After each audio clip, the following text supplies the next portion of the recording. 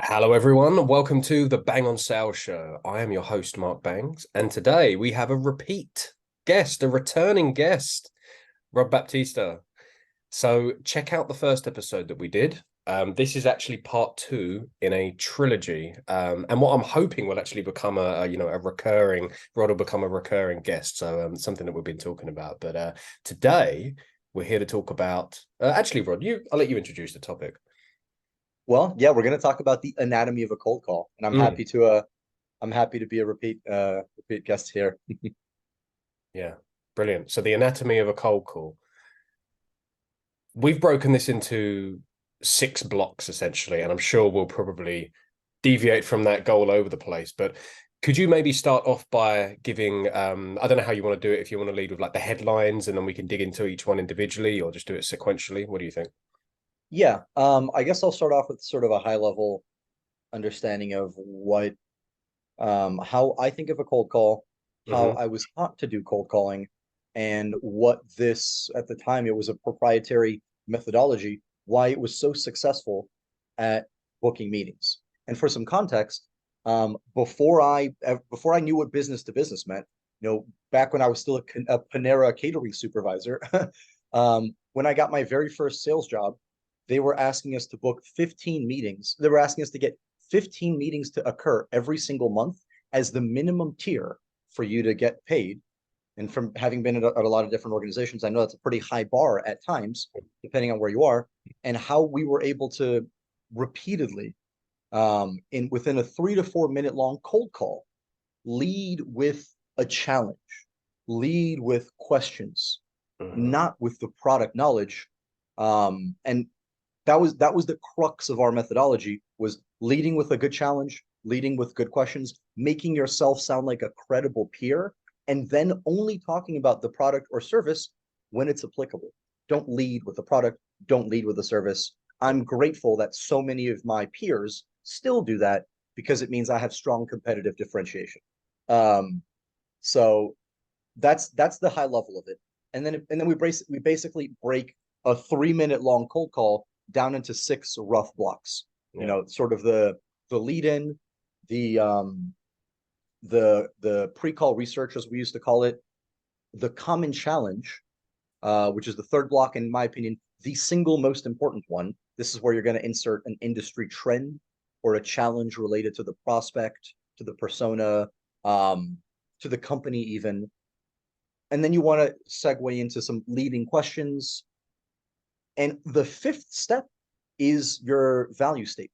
That's when maybe you'll talk about the product or the service if it's applicable, right? Towards the end of the call. And then you close. And then Mm. you go for time, and then you ask for the meeting. That's the sixth sort of step. Um, we love thinking about these as Lego blocks, because you can really arrange these in any way that you like. And this is more of a framework, less of a script for one to use, that we at Vorsight found to be tremendously successful, that I've applied throughout my SDR career over the past 5 to 6 years. Yeah, so hopefully that's a little bit of a teaser. You've gone over the overarching framework there. Could you talk a bit about just to kind of sell this to people a little bit more? I mean, a lot of what you're saying, I imagine some of our listeners will be doing this already. At least I hope so, because it's a great approach. Just to sell it a little bit more, can you talk about the results that you had at Vorsight, other organizations take with this approach? Absolutely. I think my best month at Vorsight, I got 40 meetings to occur in a month.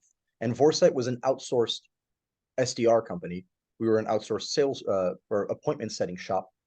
So that's 40 meetings across 5 or 6 different clients, all with different products, challenges, industries, um, departments, right? That was an incredible feat, even for the company at the time. Since then, every company that I've basically been at, they're astounded at my ability to pick things up very quickly. Because if you're going to use this challenge focused, this question focused approach of really wanting to, you're in the beginning of the call, your goal is to ask compelling questions to make yourself sound like a peer, and that's gonna get the prospect talking. You're not just blasting them with information about your product and they're hoping for an excuse to hang up on you, right? They're actually engaging with you. If you apply the side effect of this approach is worst case scenario and you don't book the meeting, maybe you'll learn something. Maybe you'll learn something that they care about, or a reason why your value proposition or the challenge that you led with didn't resonate. And if you're interested, and if you're interested in being a better salesperson, it allows you to tailor your approach for the next call. Yeah, absolutely. I mean, well, I've got nothing to add to that. Just to reiterate, if yes, the desired outcome is usually to book a meeting, right?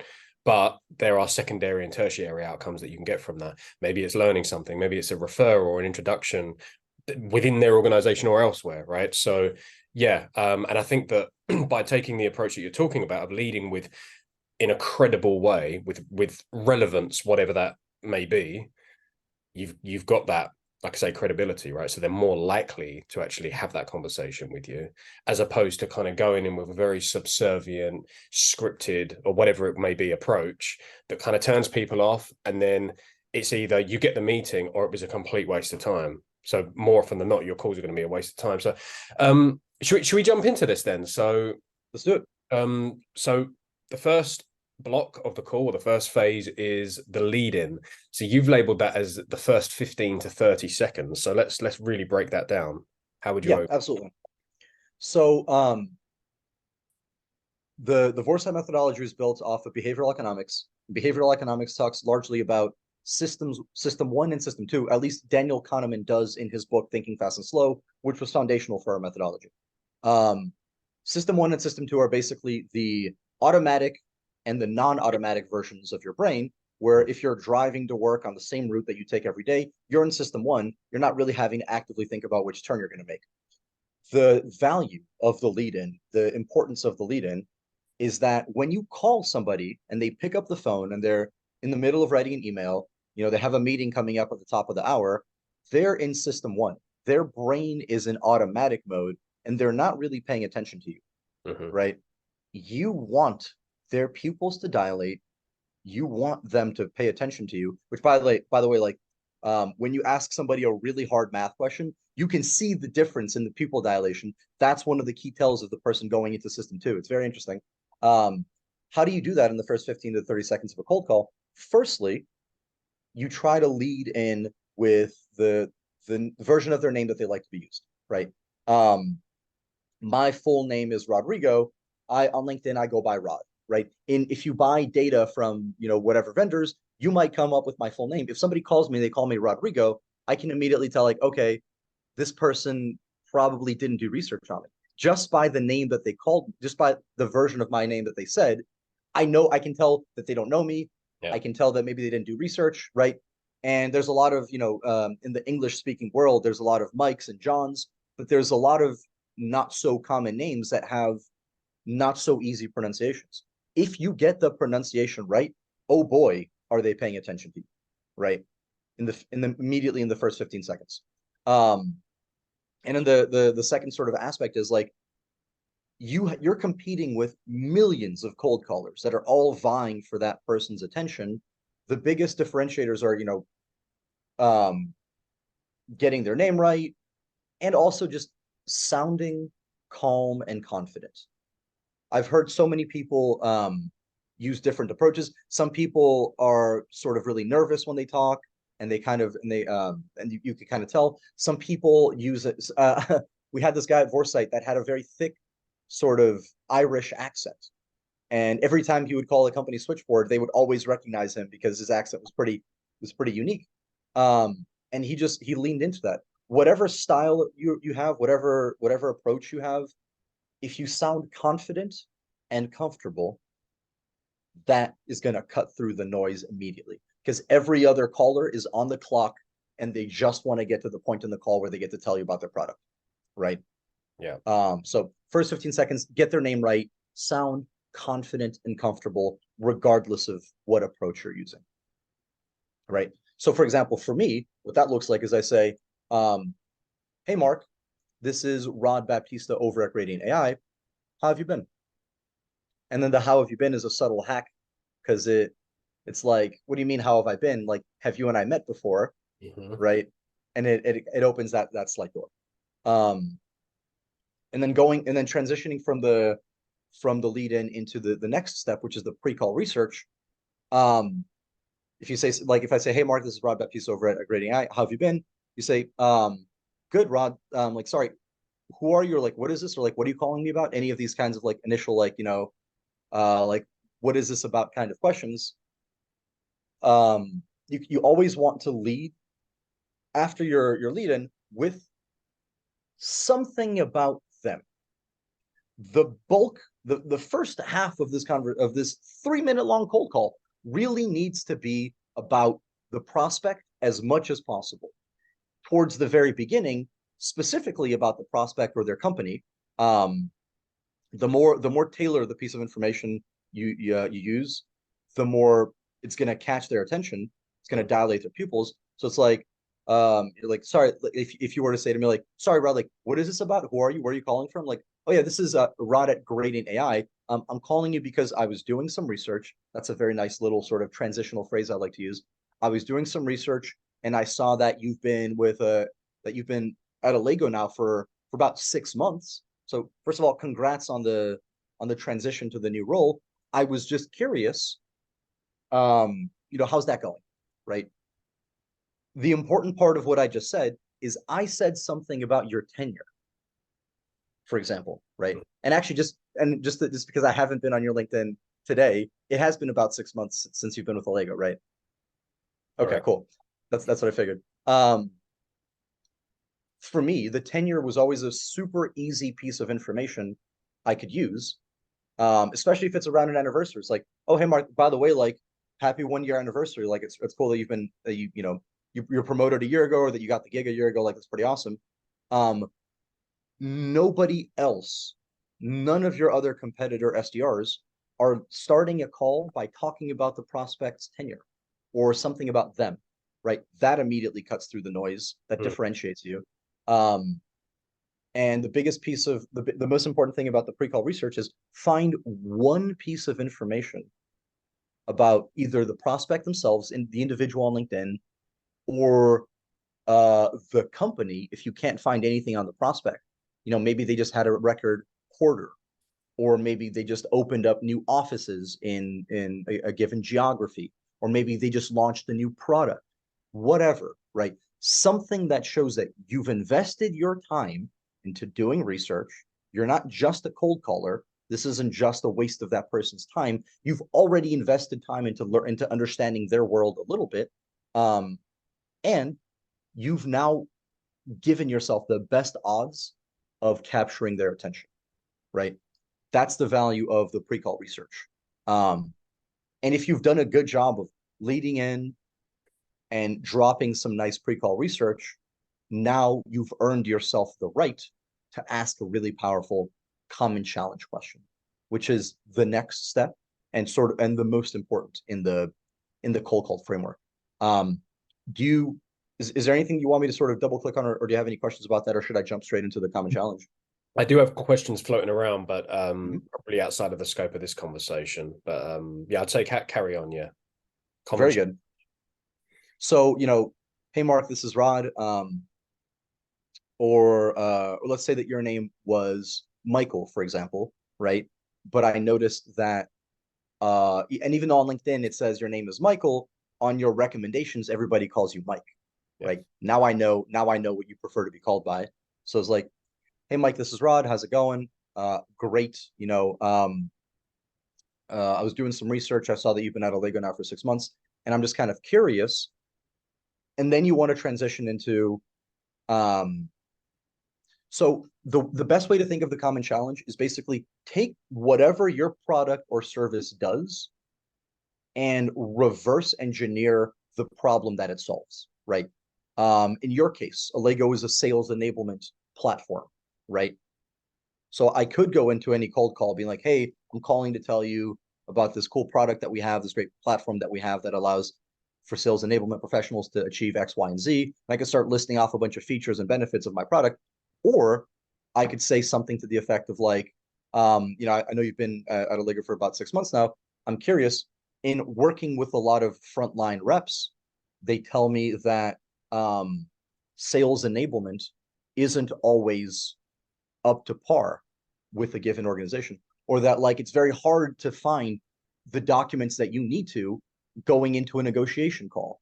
Or they tell me that even though sort of the world became more digital because of COVID and all of that stuff and working from home, it's still really hard to navigate the company's intranet to just find what you need. And I'm kind of curious, how are you guys tackling that, right? In your case, your product is a sales enablement platform. The problem it's solving, in a way, in a very sort of there's more nuance to it, and you're probably a lot more educated on this than I am. But the general problem that it solves is it's tough to get salespeople the right information at the right time, right? That's just a universal challenge, period, right? That's what you want to lead with. You want to lead with some version of the problem or the challenge that your product solves. Don't lead with your product. Nobody gives a crap about your product or your solution. They give a crap about the things that are keeping them from, in a sales role, hitting their goals, in a marketing role, hitting their numbers, in an operation role, hitting their timelines, production roles similarly, right? Everybody has a goal that they're trying to accomplish. If you can ask challenges, if you can talk about some of the challenges related to, where they are versus where you think they want to be, and you can ask a good challenge, you can ask a good question about that challenge, that will inevitably get your prospect talking a lot more than they would otherwise. And the last thing to say on that is the best way to deliver a common challenge is figure out what problem your product is solving, figure out how it relates to the persona you're selling it to. So look at their job description. If you're selling to VPs of sales, pull up their job descriptions. What do they care about? What are they hired on? What are their goals that you can guess? And then formulate a really good open-ended question that you want to ask at the very beginning of the call. From speaking with other VPs of sales, they're telling me that enabling the sales teams often takes a back burner to just hitting numbers, right? They need to hit quota, but it's tough to hit quota when your sales teams don't know what's the most up-to-date pricing document we need to use, right? Yeah. And I'm just kind of curious, how are you both focusing on hitting quota and enabling the sales teams? I know that can be tough to juggle. Like, how are you managing that, right? That approach is so successful at getting them to talk. That's the key. You want your prospect to talk.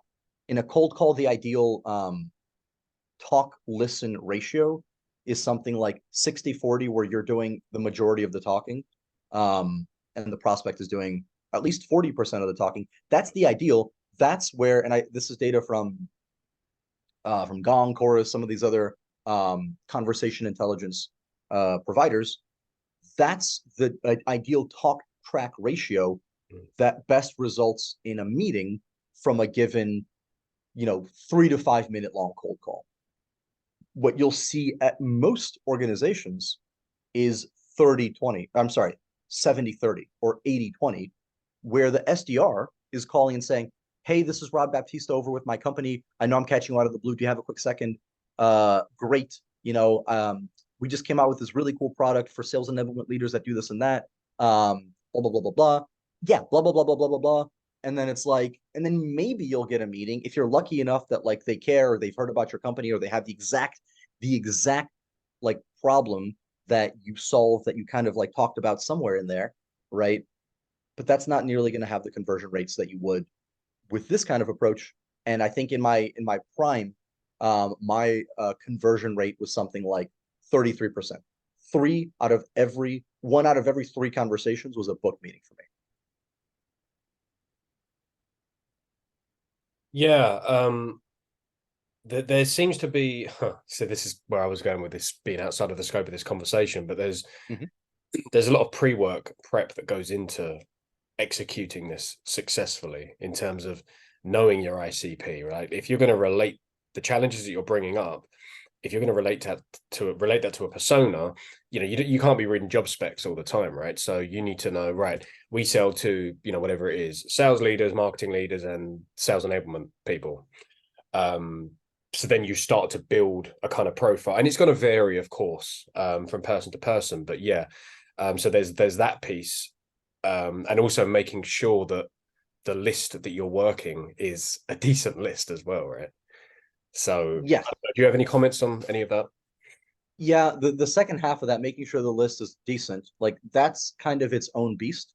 I'm happy to tackle that at a future Bang On sales show. But yes, there is. I've seen two kinds of SDRs in this world. The kind that like wants to read a script, doesn't really want to have to think about it. They get poor conversion rates. And sometimes they're viable SDRs because they're making 200 calls a day. Yeah. They're making 250 calls a day. They're booking meetings out of sheer volume, right? I don't want to be making 250 calls a day at this stage of my career, nor do I need to. And if I were to make 250 calls in a day, I'd probably get my, for that day, I'd probably get my quota for the week, right? Yeah. There is an investment of time to be able to better understand the industry that you're selling into, the persona, which is the titles that you're focusing on, and then the challenges therein, right? Yes, there is an investment to understanding that. The benefit is that it's like a high initial investment where if you, within the first 3 months, let's say, of you becoming a new SDR at a given organization, if you can figure out, and I'll use myself as an example here. I just became, I just started here at Gradient. I'm a senior SDR, and they asked me in the beginning, like, what do you need to know? Like, here's a bunch of product knowledge. What do you need to know to, book meetings? And I'm like, I don't really need to know that much about the product. Tell me, who am I selling to? I'm selling to um, chief underwriting officers in the insurance industry. Okay, cool. I've never heard about that title before. Doesn't matter, right? I'm selling to actuaries. What's an actuary? I don't know. Doesn't matter, because I just need to know in the very, like, in the beginning of my my 3 month tenure, what do underwriters do? They underwrite risk policies for insurance companies. Okay, cool. What do they care about? Making sure that the policies that they're underwriting have a good loss ratio, right? You don't want to be underwriting risky policies, and you don't want to be denying policies that have a favorable risk profile. Okay, cool. I figured out what they do. I figured out what they care about. Now I can ask them a challenge. It's like, hey, underwriting risk is really tricky. There's a lot of tools for that nowadays, and some people are even talking about AI. I'm curious, what are you guys doing over there, right? I've gotten really good at this process, but if you want to be a good SDR, you should already be learning about your prospect and your industry and the challenges that they care about, and at least what they do in the day to day. And in the course of doing that, you're going to figure out what kinds of challenges or kinds of questions and challenges you can relay in a question are going to get them talking, the kinds of things that they're going to be interested in answering. Right, I'm going to steer this back. Good points. So far we've covered the lead in, the pre-call research. Yeah, so I was doing some research, or it could be commenting on their tenure or something specific to them. Mm-hmm. Really, it's about bringing up one piece of relevant research, whether that's on the company or the individual. Yeah, so lead in, pre-call research. We've got then leading with a common challenge. This is a version of one of the problems that you solve, relating that to the persona, to the role, to the goals and priorities or the challenges of the person that you're talking to. And then we've got leading questions. So I think you kind of covered that one, didn't you? A little bit. Hmm. Uh, the common challenge ends in an open-ended question, Yeah. right? And Yeah. this is another thing I see often where it's like, hey, I'm talking to a lot of VPs of sales. They tell me that it's really hard to like both hit quota and enable their sales teams. Are you seeing that problem? That's a terrible question, you know, because then at best case scenario, you get a yes and maybe something else, right? After you deliver the common challenge, you always want to ask the question that's going to give you the most information possible. Like, how are you seeing this? Or like, how is this relevant to you? Or like, how are you tackling this? And tackling is a very American expression because we love football here in this country.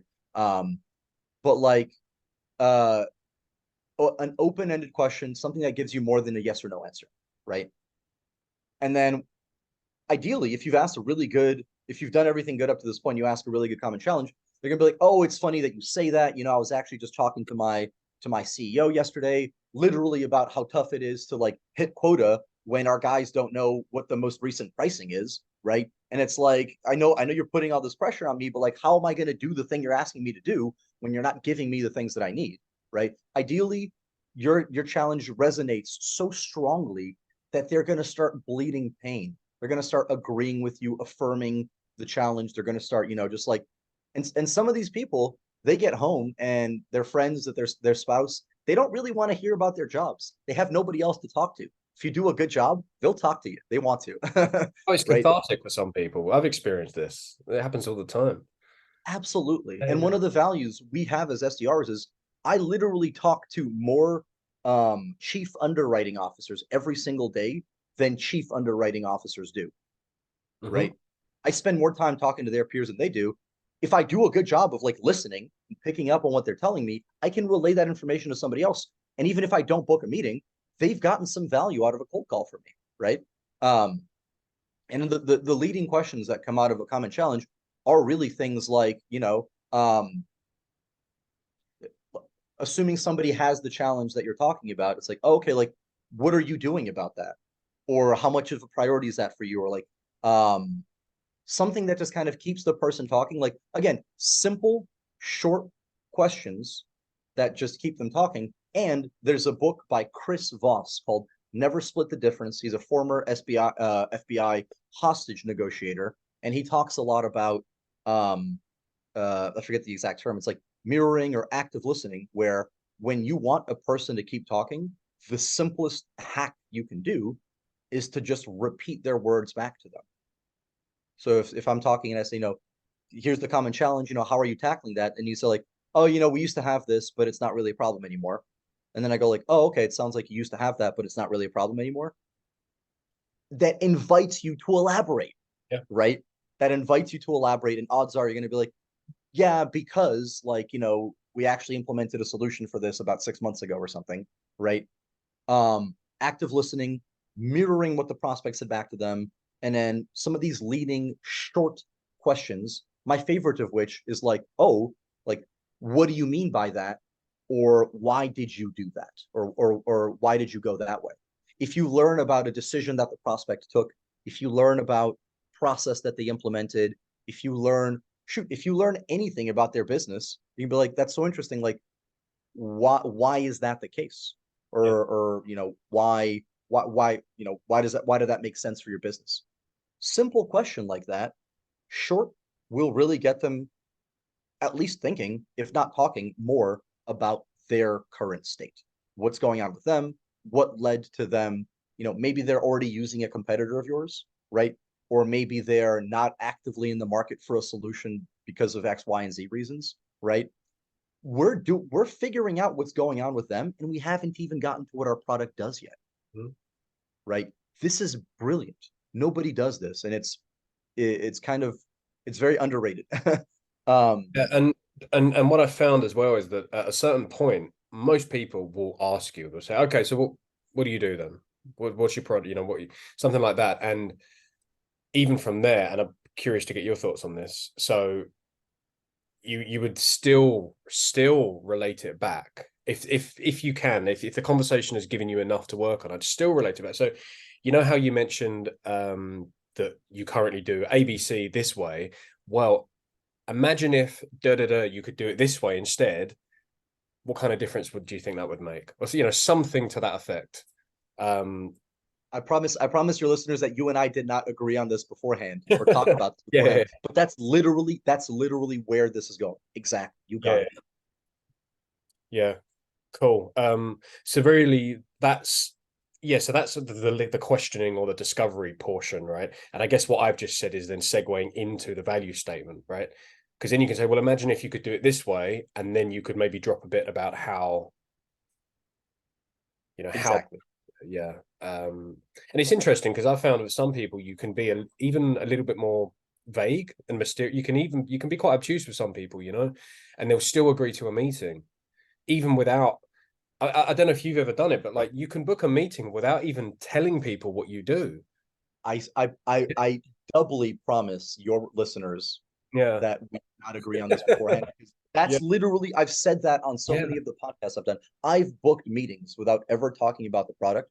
When you get that chief underwriting officer that never gets to talk about how difficult his job is, never gets to talk about how tough it is to manage the expectations from the board and the CEO and keep everybody happy within his organization, and you ask him or her, and you ask them one of these kinds of questions, Yeah. they're going to talk so much. Yeah. They want to tell somebody about how difficult things have been because it's cathartic. That was a very astute point, right? And in the process of telling you all of this stuff, if you can pick up on like the couple of things that are relevant to your product or to your service, then your value statement at the end of them talking for a long time, your value statement can literally just be like, well, hey, I appreciate you sharing that with me. You mentioned how tough it is to manage the board's expectations. That's why we exist. That's literally what we do. And I was hoping to find a better time to talk to you about it. Right. Yeah, I mean, you could even have another step before that to say, from what you're saying, it sounds like there's potentially some room for improvement there, Mr. Customer, Mr. Prospect, or Miss Prospect. Mm-hmm. But it seems like it's probably not a huge. It doesn't seem like it's a priority for you. This idea of going left. I don't know if you're familiar with that, where you Yes. show less interest than the prospect and almost push them away a little bit to test it. And Yes. say something like that, then oftentimes you'll say, but then you'll know, like you'll get a clearer idea of like, are they actually wanting to have a conversation about this? I don't Yeah. know. Do you use that approach at all to kind of push away a little bit? Not so much. And it's interesting because you're an account executive, Yeah. right? Or is your title a little different or is it actually account executive? Yeah. Yeah. Okay. So you're an account executive. Your job is to receive these meetings that I'm scheduling and then close them, right? My job as an SDR is to book meetings. Yeah. If I use your like go left approach, then there might be some people who are like, yeah, that isn't a priority for us right now. Mhm. And then that's it. And then like it makes it harder for me to book a meeting with them, Fair enough. right? And my goal is to book the meeting, right? Uh-huh. And I see your point though, because like you only want to take meetings with people that are genuinely interested, really. If it's somebody who took a meet who and I've scheduled meetings with people that literally only like said yes because they were like, okay, like you got me. That was a really like I don't take cold calls, like I don't need your product, but like what you said is very true. Like I really this is kind of an issue. I guess I'll take a look at your product. Like they're very hesitant and they're very like not super interested to begin with. But as we like to say, because we love baseball here in the US as well, it's an at bat. It's another chance for you, the account executive, to pitch, to discover, to talk, right? And even if they're, I bet you that out of 100 not very interested prospects that take one of these meetings, at least 10 of them are going to buy something, right? Mhm. There's always money to be made there.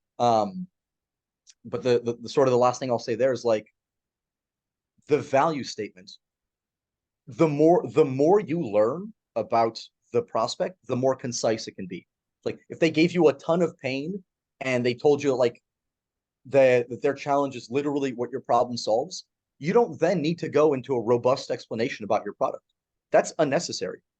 They already have the challenge. All you need to say is like that thing that you told me about, that's what we do. And here's the key phrase for it too.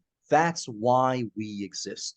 Mhm. Boy, what a beautiful phrase. And it also relates to Simon Sinek's golden circle about people care less about what you do. That's sort of the outer fringes of his circle of what people care about. They care more about how you do it.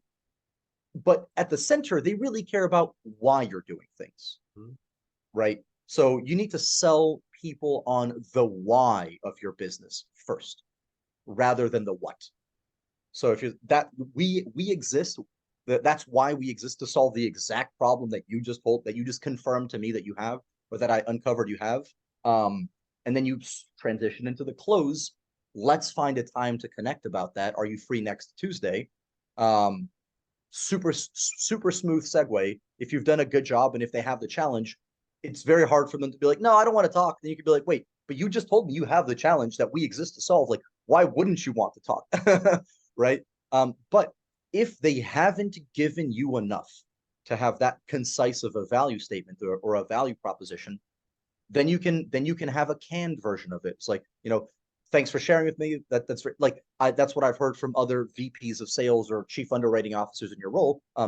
We exist to enable, and in our case for creating AI, we exist to enable chief underwriting officers to attain better medical loss ratios with fewer senior underwriters using AI and machine learning that's trained on all of the insurance data that's available to the market, right?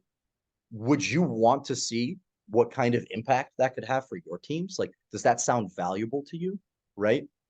I'm framing, even if I don't know exactly what his like day-to-day challenge is, I'm still going to frame the value of my product. I'm going to talk about my product as in relation to what I can do for them and what problems it solves for them, and less so about what features and benefits it has, right? That's where I think people really get bogged down too. It's like, oh, like, let me tell you about my product. It can do this. Like, we developed it for this purpose. Like, you're bogging down your value statement. It needs to be crisp. It needs to be concise, and it really needs to fit into what you think the prospect cares about or what you've confirmed they care about. Yeah. Right. Yeah. You have to go in with some kind of hypothesis, some kind of something in your back pocket. Because a lot of the time people will be quite closed. They're not gonna offload loads of info, and that's fine. That doesn't mean that they're not going to be receptive to having a meeting. But yeah, you just need to be prepared for that. So okay, so we've done lead in, pre-call research, common challenge, leading questions, open-ended questions. How are you doing that, right? And how are you approaching that or solving that? What are you seeing in that area? Why is it like that? Those kind of things. Value statement is the next one. So how you said you're doing ABC. Imagine if you could do it XYZ way. What kind of impact do you think that would have? And then the close. So tell me about. So actually, just a quick correction there. The value statement, the purpose of the value statement is to transition into the close. When you talk about, like, how you're doing ABC and you want to do XYZ, why don't we talk about that? Why don't we find a time to talk about that? The purpose of the value statement is to marry what they care about with what your product does. And you actually don't want to end your value statement with an open-ended question. You don't want to ask, what kind of impact do you think that would have? You want to book the meeting at this point. Like, you're done asking questions. This is a statement. It's like, you told me this is your challenge. That's why we exist. Let's find a time to talk about it. Or like, are you free next Tuesday? Would you be open to a conversation about that? That kind of thing. Okay. And that's the close. The close is, and there's a couple of very specific tactical things I do on every single close. I ask for the meeting very confidently, and I try to, and here's a very big distinction that I don't think a lot of SDRs understand. We're not selling the product. If I'm an SDR for a Lego, I'm not selling a Lego. I'm selling a Lego meeting. Yeah. I'm selling 30 minutes of time of Mark Bang's time, effectively 30 minutes to an hour, right? How do I make that meeting sound valuable, right? I see so many SDRs going in to be like, hey, like, thanks for, like, if they uncover a challenge that the person has, like, hey, let's find a time to talk about it so we can tell you about our product. Like, nobody wants to allocate their time to listening to somebody's sales pitch. That's not a good use of anybody's time.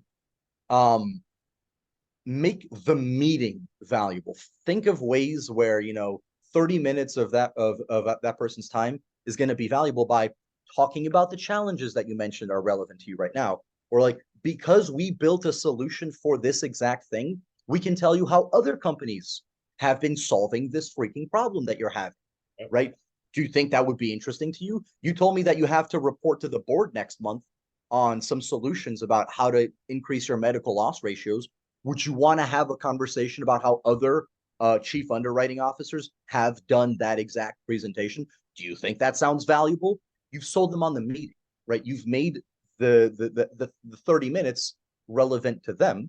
And very specifically,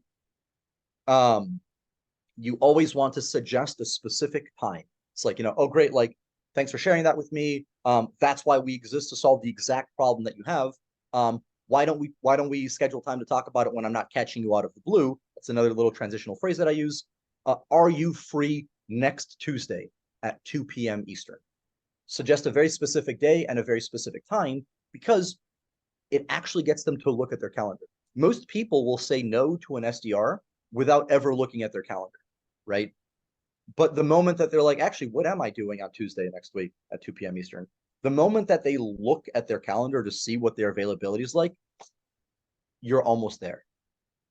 Then you can just play the logistics game. And then if they look at their calendar, like, yeah, I'm busy at Tuesday next week, but you know what? Just like send me an email, like this sounds cool. And I do have to report to the board next month, but like, I got so many things going on right now. I don't know if I can dedicate 30 minutes to this.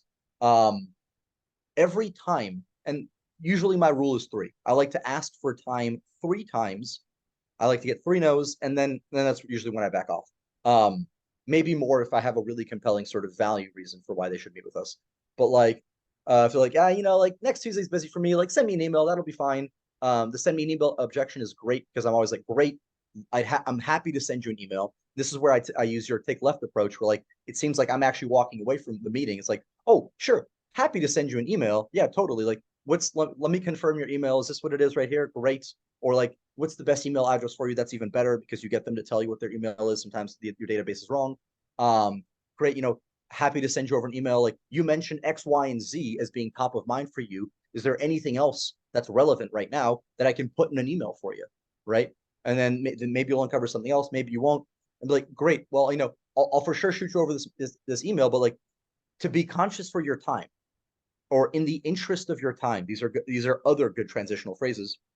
Since I'm on the phone with you now, why don't we find 15 minutes to talk about the things that I'll be putting in this email, so that I can bring immediate value to you?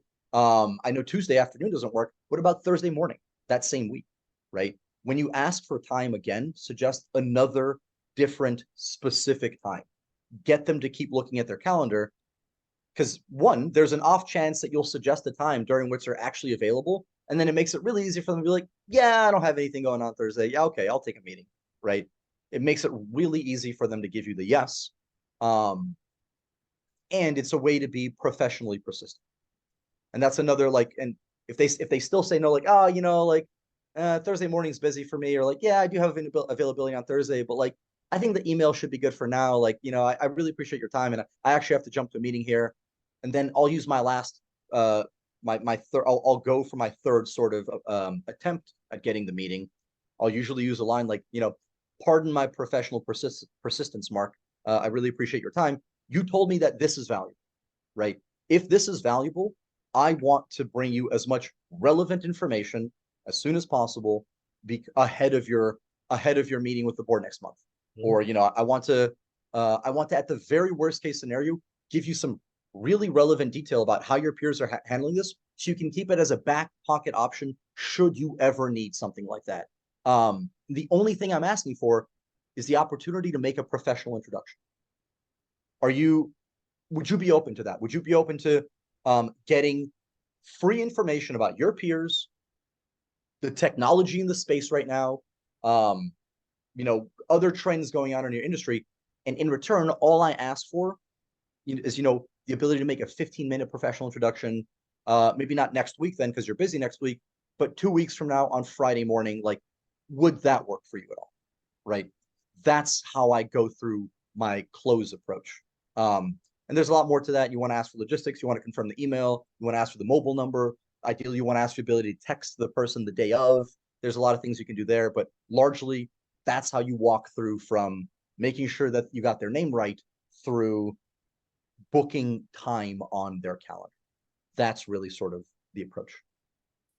Yeah, and what I see there is that you have a very pre-formulated, structured approach to, a three strikes you're out kind of thing. And if you don't have that and you just go into it, they throw the objection up. You may clumsily try and bat that one away. The next one comes up and you're not really prepared. So you either just give up and that's it, no meeting, or maybe you are persistent in the wrong kind of way, it rubs the person up the wrong way, something like that, and then you have the same outcome anyway. So yeah, I really like that. And I'd imagine that, those of us that would just give up at the first objection, let's say, for example, we get 1 in 7 connects or conversations leads to a meeting booked. But then if you persist the second sort of level, maybe you get 1 in 5. But it's people like yourself, Rod, who have that, you get it right, the 3 stages to truly handle that objection. And I guess you'd apply that to other areas of the call as well, where you may get some pushback and so on. It's just about, like I say, being prepared for it. Yeah, and there's a lot we can talk about handling actual objections itself, right? Yeah. But in general, this is just a framework for how you want to think about the structure of a 3 to 5 minute long cold call, right? Yeah. If the cold call is 5 minutes long, by minute 2.5, at the very least, I want to have already delivered my common challenge. Ideally, I want to deliver my common challenge in the first, in the first quarter of the call. But get to the common challenge as soon as you can. Use at least one piece of information, and if you find a good common challenge that seems to be resonating with the prospects that you're selling to, like VPs of sales, chief underwriting officers, great. Then you're done making common challenges. You don't have to create a new one. That seems to be working. And if your common challenge isn't resonating, the approach of asking questions of why did you guys do that, or why is this not relevant to you right now, or it seems like this is kind of top of mind for everybody. What's different for you? This approach of asking some of these leading questions will uncover you the kinds of common challenges that you can use to book meetings. And then asking for the meeting is easy. And then closing is all about being super specific with your time asks and being professionally persistent in such a way that is respectful, right? What I've noticed as well from looking at the structure, the way you've laid it out, is that it's almost in two halves. So the 1, 2, and 3, the lead in the pre-call research and the common challenge, are leading up to the point when really that's where the conversation actually starts or doesn't start, because then they're responding to that challenge. You can get into your questioning, that discovery starts happening. But that's really after you've laid down those initial kind of 3 steps, right? Does it? Don't know if you did it like that, but makes sense. No, that's exactly right. That's such a great way to frame it, because you're making me realize now this is a great framework for having a conversation. If your goal is to get the other person to also talk, this is a great way to do that. If your goal is to just book the meeting, my opinion is that this is the best way to do that. Getting them to talk, making them feel invested and engaged, figure out what they care about, which, by the way, even if you do book a meeting with somebody where you talk 80% of the time and all they did was listen and nod and say yes, that person's not going to show up for your call because you have no idea what the hell they care about, right? Now that I've confirmed that you care about the challenge that I talked about, or I uncovered a new challenge that you do care about, I'm going to put that as the subject line of my email. Medical loss ratios, or board meeting next month, right? In the subject line of my calendar invite, so that when you see that in your calendar, you're gonna be like, oh, that's what this meeting's about. It's about this thing that I care about, right? It's also going to improve your occurrence rates, which is a big thing for SDRs. This is just a good framework for getting people to actually engage with you, and it will improve your conversion rates. Another little trick that I learned from the guys here at Allego is once the person accepts the invite, change it to say confirmed in capital letters. So then it's on their calendar. Visually, they can see it confirmed, big capital letters in parentheses. Yep. I've seen that too. It's a good tactic. It does help. Absolutely. Yeah, yeah. Okay. So I'm almost envisioning you know you could make a nice graphic on Canva to put on LinkedIn for this. You know, the first three steps are like the takeoff, right? And then you're in the air having the conversation, and then the second half is about landing the plane, right? That's a really I'm gonna write that down. There you go. I'm just imagining a little cartoon plane, your face in the corner. I love that. Yeah. Well, we talk about landing a meeting, landing a deal, right? You know, And landing it's a so funny because I have used so many versions of the of I've used so many plane allegories to be like, if somebody's about to hang up, if you feel like somebody's about to hang up on you, then you can use a line like, before you hang up on me, and that buys you like 15 seconds more of runway, yeah. which is like another opportunity to at least ask a question that's compelling or like say something that might resonate, right? So yeah, I love this imagery. Yeah, there's so many little things that you've said throughout this as well that we could expand on, like those transitionary statements or phrases. You know, for me, it's like something like, again, I'm conscious I'm calling you out the blue here, and that's when I can start to close for the meeting, which is Yes. a variation of what you said, I think. Yeah, yeah. Like I'd love to, since you told me this is relevant, I'd love to find a better time to connect when I'm not like calling you in the middle of your workday or like out of the blue here. Are you free on Tuesday next week? Yep. Right.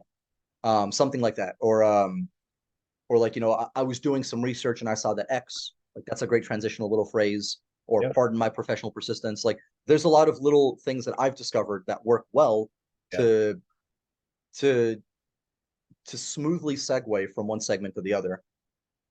Yeah, and the style piece is really important as well, in all of this, but I was thinking about it in the context of those transitionary phrases or little little snippets that you put, you know, sort of sprinkle in the conversation. For me, it might be an English thing, but I Mm. almost have a kind of quite light-hearted, self-deprecating, almost 5% apologetic way of being, not in a subservient way, but there's something there that seems to resonate. And I do quite well calling into the States as well, funnily enough. I seem to do better than I do with EMEA. So I don't know. Interesting. I think Accent. they might not have a whole lot of British callers into the States. You might Yeah, be maybe. your approach and your accent even might be a significant differentiation from the rest of the noise. So that's very interesting. Yeah, something for people to think about for sure. Yeah, great. Thank you, Rod. Well, we're nearing the conclusion of part two of this trilogy. So yeah, we'll definitely get part three done very soon. Is there anything that you want to add? Anything you think we've missed, or any parting thoughts? Um, I just wrote a LinkedIn post about this yesterday. Or sorry, I just commented on somebody's LinkedIn post about this yesterday. But like, in my opinion, style trumps substance. Yeah, How you say is way more important than what you're saying. If you feel comfortable and confident saying it, that's going to carry you more than if you have the perfect script, right? So all of this is just a framework for you. For there's a lot of people out there that are very good cold callers that have never really had a framework for what should a 3 minute cold call look like? What can a 3 minute cold call look like? Right. Whatever's working for you, keep doing it. Find a style that you're comfortable with. You don't have to talk like me. I also use a very at times deprecating style. And I think something somewhat unique that I do is I'll make a joke and then I'll laugh at it, right? And sometimes that gets people to laugh. Sometimes it doesn't hit at all, but it's definitely something I feel comfortable and confident doing. So I think it works for me, right? yeah, So style trumps substance and the common challenge. If you can figure out a really good challenge, trend, or problem that's going on with your prospect, you can use that in cold calls. You can ask that question in an email. You can put that question in the LinkedIn message. People will want to engage with it. So I think those are the two big takeaways. excellent, excellent. Thank you, Rod. I feel silly asking this question at this point, but where can people find you? Google Rod Baptista. I should still be results 1 through 10 depending on your geography. There you go. You heard it here first. Cool. Right. Well, yeah. Thank you, and we shall speak soon. Very good. Thanks, Mark. Super. Take care. Take care. Bye bye.